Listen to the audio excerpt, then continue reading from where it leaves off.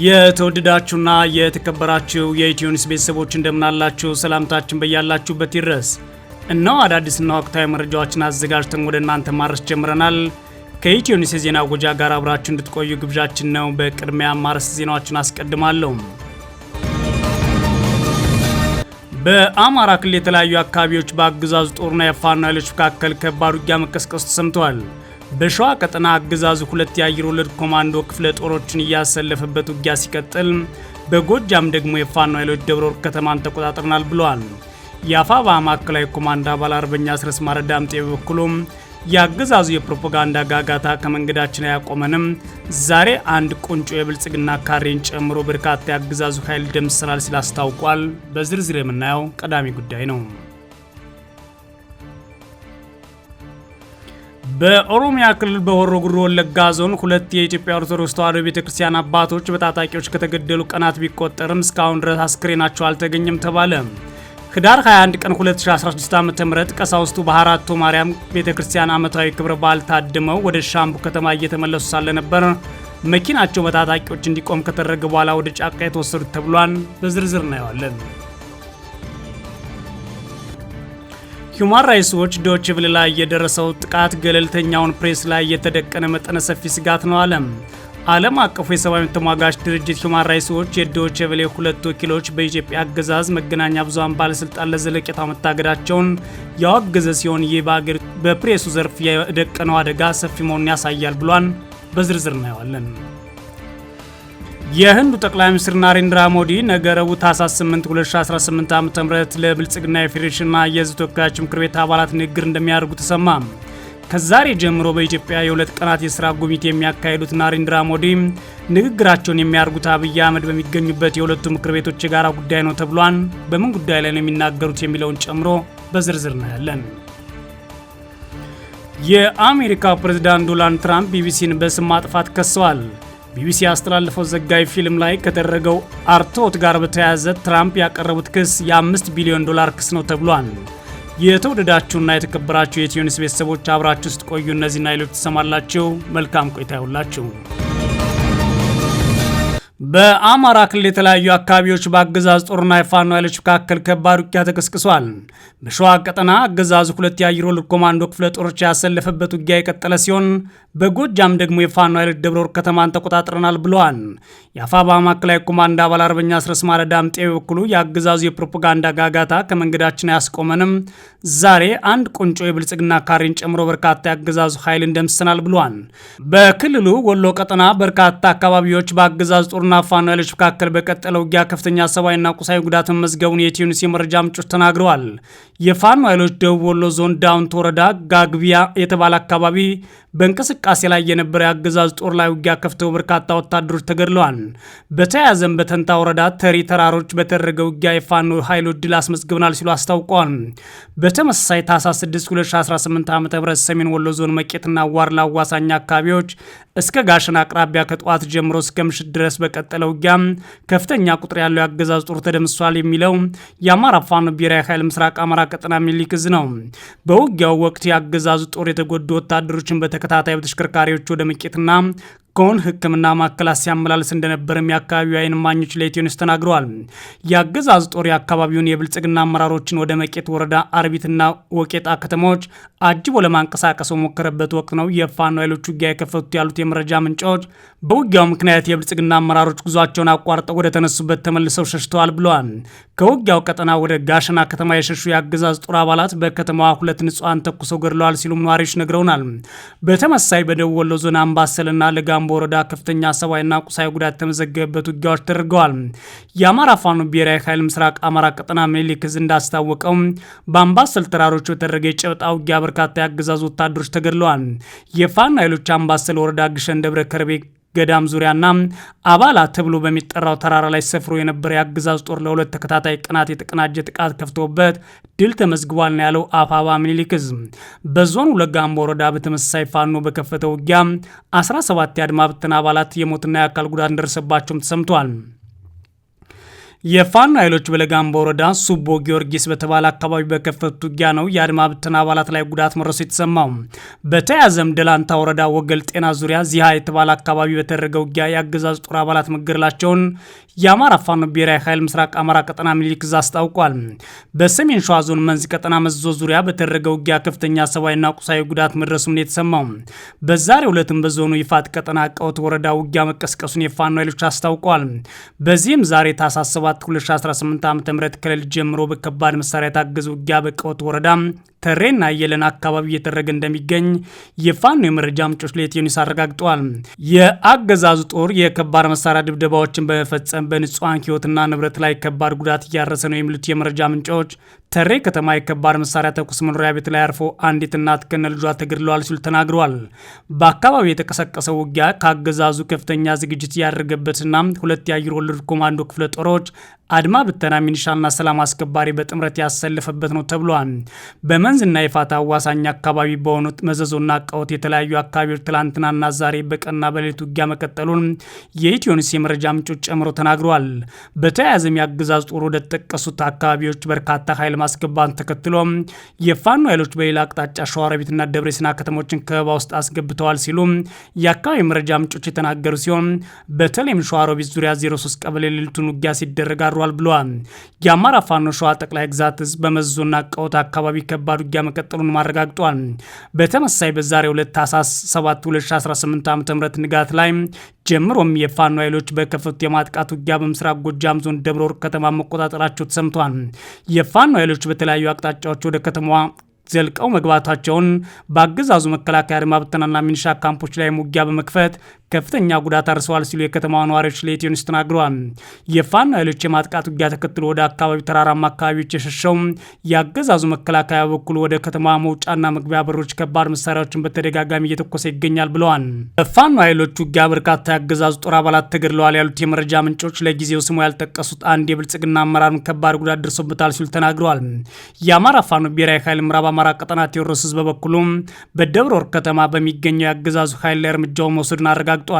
የአፋባ ማዕከላዊ ኮማንድ አባል አርበኛ አስረስ ማረ ዳምጤ የአገዛዙ የፕሮፓጋንዳ ጋጋታ ከመንገዳችን አያቆመንም፣ የምንናገረውን የፈጸምነውን እየተናገርን እንቀጥላለን።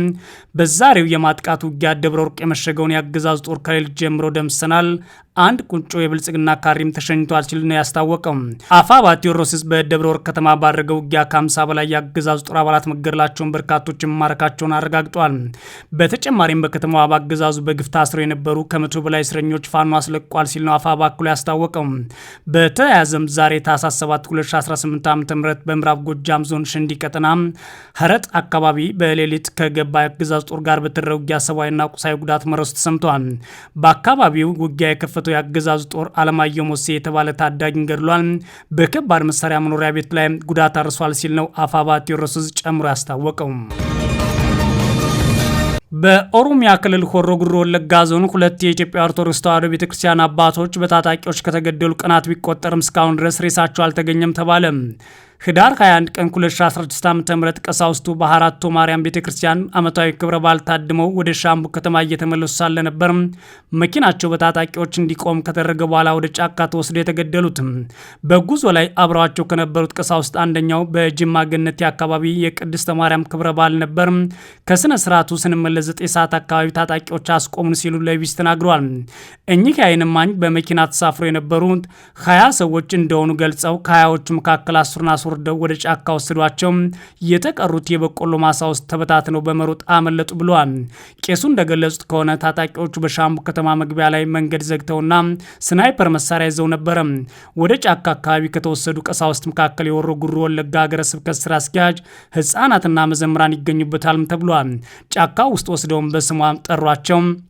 አንድ ባንድ ስማቸውን ከጠሯቸው በኋላ ልጆቹ ታጣቂዎችን ከያዙት የስም ዝርዝር ውስጥ ስላልነበሩ ለቅቋቸው ብለዋል። 4 ሰዎች የሆሮ ጉዱሩ አገረ ስብከት ዋና ኃላፊ መልካ ኤዶም፣ ቀሲስ ዱጉማ ዱፋና ቀሲስ ቀናሳ ጊድሳ እንዲሁም ቀሲስ ደሳለኝ ነመምሳ እንዲሁም ቀሲስ ባቡሽን ጠሯቸው ሲሉም በስም ጠቅሰዋል። ታጣቂዎቹ የኦሮሞ ነጻነት ሰራዊት አባላት ናቸው ሲሉም ተናግረዋል። የብልጽግና አገዛዝ ሸኔ የሚለውና በሽብርተኝነት ፈርጀዋለሁ የሚለው የኦሮሞ ነጻነት ሰራዊት ከእገታዎችና ከግድያዎች ጋር በተያያዘ በተደጋ በተደጋጋሚ ተጠያቂ ቢደረግም ክሶችን ያስተባብላል። አሁን ከተፈጸመው ግድያ ጋር በተያያዘ በቀረበበት ክስ ላይ ግን ምላሽ አልሰጠም። ከቀሳውስቱ መካከል ሁለቱ ታግተው መለቃቸውን የዓይን እማኞች ገልጸዋል። ቄስ ድጉማ ዱፋና ቄስ ደሳለኝ ነመምሳ ደግሞ መገደላቸው የተገኘው መረጃ እንደሚያመለክት ቢቢሲ ዘግቧል። ታጣቂዎቹ ሁለት ቀሳውስት ከገደሉ በኋላ ሁለቱን አርብ ዕለት ለቀዋቸዋል ብለዋል። ለቀሳውስቱ የመታሰቢያ ስነ ስርዓት በቤተክርስቲያን የተደረገ ሲሆን የቀብር ስርዓታቸው እንዳይፈጸም ግን አስክሬናቸው እንዳልተሰጣቸው ገልጸዋል። ሌላ በሆሮ ጉዱሩ ወለጋ የሚያገለግሉና ለደህንነታቸው በመስጋት ስማቸው እንዳይጠቀስ የጠየቁ ቀሲስ ግን ግድያው የታቀደ ነበር ሲሉ ለቢቢሲ ተናግረዋል። ከታገቱ በኋላ እንዲለቀቁ ለመጠየቅ ቤተሰቦቻቸው ስልክ ደውሏል። እንደማይለቋቸውና አስክሬናቸውን እንደማይሰጧቸው ታጣቂዎች ለቤተሰቦቻቸው ተናግረዋል ብለዋል። ሁማን ራይትስ ዎች ዶይቼ ቬለ ላይ የደረሰው ጥቃት ገለልተኛ ፕሬስ ላይ የተደቀነ መጠነ ሰፊ ስጋት ነው አለ። ዓለም አቀፉ የሰብአዊ መብት ተሟጋች ድርጅት ሁማን ራይትስ ዎች የዶይቼ ቬለ ሁለት ወኪሎች በኢትዮጵያ መገናኛ ብዙሃን ባለስልጣን ለዘለቄታው መታገዳቸውን አውግዟል። ድርጅቱ ኢትዮጵያ ውስጥ መገናኛ ብዙሃን ነጻነት ሌላ አሉታዊ ተግዳሮት በሚል ርዕስ ባወጣው መግለጫ በንዑስ ርዕሱም ዶይቼ ቬለ ላይ የተሰነዘረው ጥቃት ገለልተኛው ፕሬስ ላይ የተደቀነ መጠነ ሰፊ ስጋት መሆኑን ያረጋግጣል ብሏል። እነዚህ ጋዜጠኞች ማገድ የኢትዮጵያ መንግስት ለማንም የማይወግኑ ገለልተኛና ሂሳዊ ዘገባዎች ላይ ያለውን ባላንጣነት የሚያረጋግጥ ነው ሲልም ተችቷል። በሂውማን ራይትስ ዎች የአፍሪካ ክፍል ዋና ስራ አስፈጻሚ ማውሲ ሴንጎ ትላንት ታህሳስ 6 ቀን 2018 በወጣው መግለጫቸው ጋዜጠኞች የኢትዮጵያ ውስጥ ለዓመታት በባለስልጣናት ያላሰለሰ ክትትል፣ ፍርሃት በጠላበት ድባብ ውስጥ እንደሚሰሩ አመልክተዋል። የመብት ጥሰቶችን ያጋለጡ አሊያም መንግስትን የሚያከሱ ዘገባዎች የሚያቀርቡ ጋዜጠኞች ላይ ተከታታይ ክትትል፣ እስርና ዘብጥያ መውረድ እንደሚከተል ሁማን ራይትስ ዎች ዘርዝሯል። በአስራዎቹ የሚቆጠሩ ጋዜጠኞችም ሀገር ጥለው መሰደዳቸውን ድርጅቱ በመግለጫው አክሏል። ለኢትዮጵያ መንግስት ጥሪ ያስተላለፈው ሁማን ራይትስ ዎች በዶይቼ ቬለ ጋዜጠኞች ላይ የጣለው እገዳ በአስቸኳይ እንዲያነሳ፣ በመገናኛ ብዙሃን ላይ የሚደርሰውን ተጨማሪ ጥቃት እንዲያቆም ሲል ለብልጽግናው መንግስት መልእክት አለኝ ብሏል። የህንዱ ጠቅላይ ሚኒስትር ናሬንድራ ሞዲ ነገ ረቡዕ ታህሳስ 8 2018 ዓ.ም ለብልጽግና የፌዴሬሽንና የህዝብ ተወካዮች ምክር ቤት አባላት ንግግር ሊያደርጉ ነው።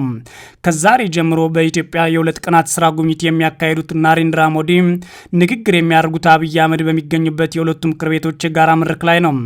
የፌዴሬሽን ምክር ቤት አባላት ትላንትና ለአባላቱ በላከው አስቸኳይ መልእክት የህንዱ ጠቅላይ ሚኒስትርና የኢትዮጵያ ጠቅላይ ሚኒስትር ለሁለቱ ምክር ቤቶች የጋራ መልእክት ንግግር እንደሚያደርጉ አስታውቀዋል።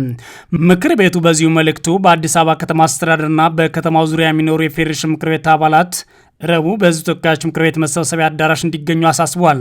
ኢትዮጵያ ኢንሳይደር አነጋገረቻቸው አንድ የፌዴሬሽን ምክር ቤት አባል ይኸው መልእክት እንደደረሳቸው ትላንት አረጋግጠዋል።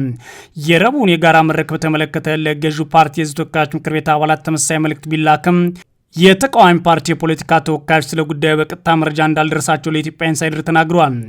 ረቡዕ ስብሰባ የተላለፈው መልእክት የገዢው ፓርቲ አባል የሆኑ የተወካዮች ምክር ቤት ቋሚ ኮሚቴ ሰብሳቢ እንዳሳዩቸው አንድ የተቃዋሚ ፓርቲ የፓርላማ ተመራጭ ገልጸዋል። እኛው አባል ትላንት በተወካዮች ምክር ቤት ቅጽር ግቢ ህንፃውን መመልከታቸው አክለዋል።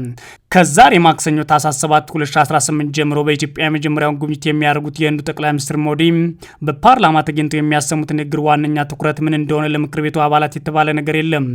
የህንዱ ኤንዲቲቪ ቴሌቪዥን ጣቢያ ጠቅላይ ሚኒስትሩ የዲሞክራሲ እናት ባሏት በሀገራቸው ህንድ ጉዞ ላይ በኢትዮጵያ ህዝብ ተወካዮች ምክር ቤት የጋራ ስብሰባ ላይ ሀሳባቸውን ለማካፈል በጉጉት እንደሚጠባበቁ መግለጻቸው ተዘግቧል። አብይ አህመድና ሞዲ የህንድና የኢትዮጵያን አጋርነት ለዓለም አቀፍ ታዳጊ ሀገራት ትብብር የሚኖረው ርሴት በተመለከተ ሀሳባቸውን በፓርላማ ተገኝተው እንዲገልጹ እንደጋብዟቸውም ዘገባው አክሏል። የውጭ ሀገር መሪዎች በኢትዮጵያ ህዝብ ተወካዮች ምክር ቤት ቀርበው ለእንደራሴዎች ንግግር ሲያደርጉ መመልከት ብዙም የተለመደ ነገር አይደለም። የግብፁ ፕሬዚዳንት አብዱል ፈታህ አልሲሲ ከ10 ዓመት በፊት ካደረጉት ንግግር ወዲህ ለምክር ቤት አባላት በይፋ ንግግር ያሰማ የውጭ ሀገር መሪ የእስራኤል ጠቅላይ ሚኒስትር ቤንያሚን ኔታንያሁ ናቸው።